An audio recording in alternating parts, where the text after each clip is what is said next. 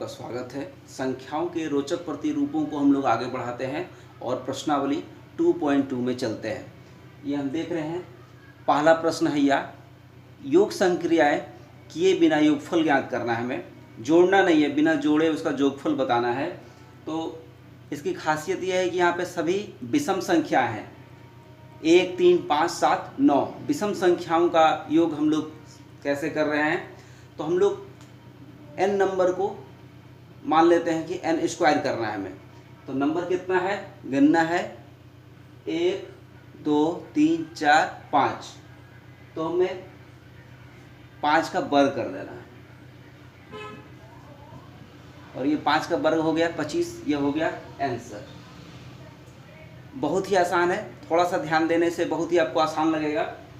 पर हम यहाँ देखते हैं 1 से शुरू होगा और 13 तक है, सभी विषम संख्या है। इन विषम संख्याओं को हम लोग काउंटिंग करेंगे, कितना है 1, 2, 3, 4, 5, 6, 7, यानी कि 7 है, विषम संख्या की संख्या 7 है, उसका वर्ग कर देंगे। ये हो गया 7 का वर्ग 49। तीसरा प्रश्न है 1, 2, 3, 4, 5, 6, 7, 8, 9, 10, 11 है, यानी कि हम लोगों की विषम संख्याओं की संख्या 11 है। तो 11 का हम लोग यहाँ पे वर्ग कर देंगे। 11 का वर्ग होता है 121। इस प्रकार से हमारा पहला सवाल सॉल्व हो गया। अब अगले प्रश्न की ओर हम लोग चलते हैं।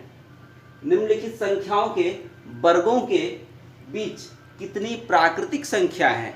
जो नीचे संख्या दी हुई है इनका वर्ग करना है और वर्ग करने के बाद उनके बीच कितनी प्राकृतिक संख्या है ये बताना है।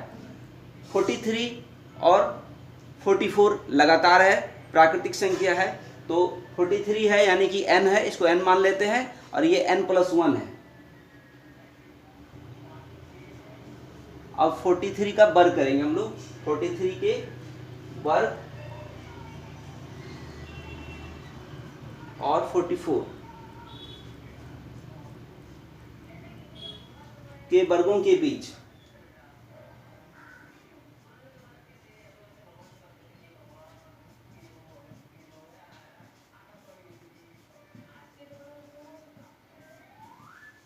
तो अभी हम लोग जान चुके हैं कि दो प्राकृतिक संख्या जो कि लगातार हो, दो लगातार प्राकृतिक संख्या के वर्गों के बीच की संख्या 2n होती है। 2n, जहां n जो होती है वो हमारी n ये है, इसको हम लोग n मान लेते हैं और इसे n+1 ये समझाने के लिए लिखा गया है। ये n हो गया और ये n+1, तो n यानी कि 43 है।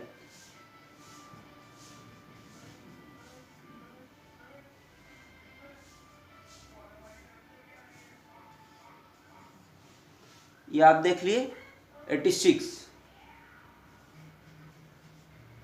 आंसर हो गया।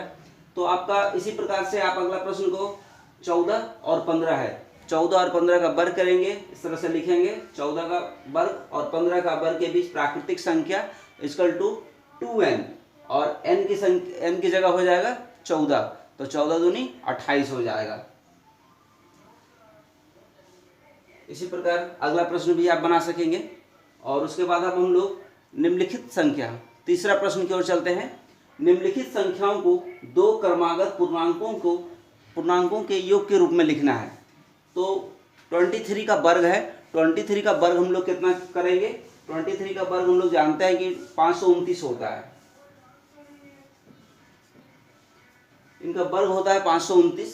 इसको दो क्रमागत पूर्णांक संख्या में बदलना है जो कि लगातार होना चाहिए। तो इसको आसान तरीका इसको बनाने का क्या है कि हम 2 से इसको भाग कर देते हैं। 2 से जब हम भाग देंगे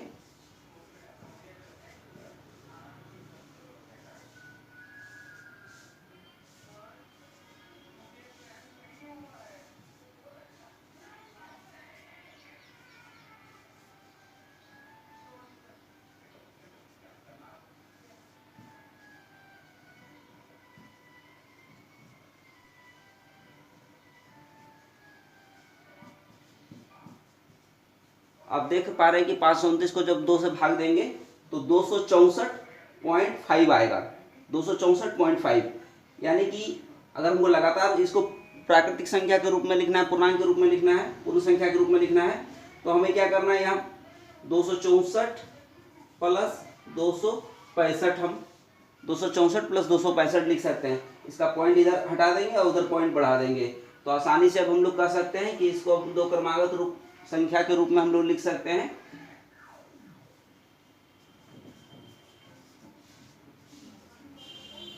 दो 264 प्लस 265। इसी प्रकार अगला प्रश्न को करते हैं हम लोग।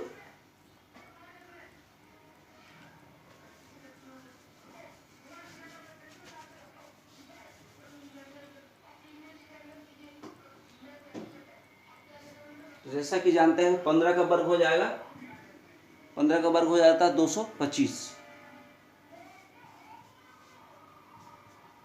इसको भी हम लोग 2 से भाग करके 2 बराबर भाग में बांट लेंगे, जो एक दूसरे से लगातार होगा।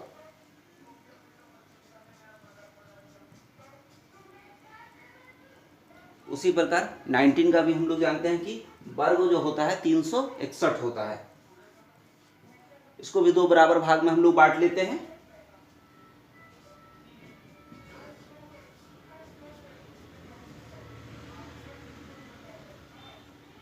यह हो गया निम्नलिखित संख्याओं के 2 क्रमागत पूर्णांक के योग। 2 क्रमागत है और पूर्णांक, इसको जब जोड़ेंगे तो ये हमारा इसके वर्ग के बराबर आ जाएगा।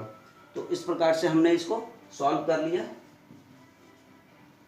यहाँ पे हमारा ये अध्याय समाप्त होता है। धन्यवाद।